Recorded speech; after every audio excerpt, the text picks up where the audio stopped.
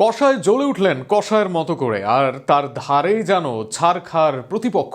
Injury থেকে ফিরে শুরুর একাদশে নামলেন আর সেখানে দুর্দান্ত পারফরমেন্স করে জেতালেন দলকে, একই সাথে রাখলেন ক্লিনশিট। এমন ফর্ম আর ফিটনেসে লিজান্দ্রোর থেকে চায় আর্জেন্টিনার ভক্তরা, কেননা এই ফর্ম ফিটনেস থাকলেই এবারের বিশ্বকাপেও ডিফেন্সে তার উপর ভরসা করবে দল।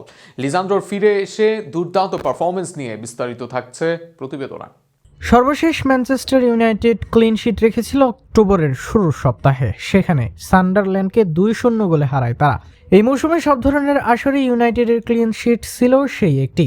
সেখান থেকে এবার দ্বিতীয় ক্লিন শিট পেল ইউনাইটেড, যেখানে শুরুর একাদশে সুযোগ পেয়েছেন লিজান্দ্রো মার্টিনেজ। লিসা যে ম্যাচে ইনজুরিতে পড়েছিলেন এর আগে, তার আগের ম্যাচেও ক্লিন শিট ছিল ইউনাইটেডের। অর্থাৎ লিজান্দ্রো মার্টিনেজ থাকলে যে ইউনাইটেড ক্লিন শিট পায় সেটা কোনো কাকতালীয় বিষয় নয়।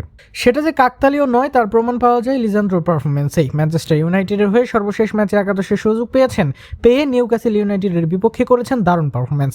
মোট 8বার ক্লিয়ারেন্স করেন এদিন, 4বার ক্লিয়ার করেন হেরে। এর বাইরে 1বার ইন্টারসেপশন ও 2বার করেন রিকভারি। মোট 10বার রাখেন ডিফেন্সিভ কন্ট্রিবিউশন। আক্রমণেও এদিন ভূমিকা রাখেন লিজান্দ্রো মার্টিনেজ। 1বার চান্স ক্রিয়েট করেন, সেটাই বিগ চান্স। এর বাইরে মোট 6বার দেন ফাইনাল থার্ডে পাস, 90 হারে দেন মোট 34 পাস। অর্থাৎ আক্রমণ ও ডিফেন্স দুই দিকেই সমান তালে পারফর্ম করেন তিনি।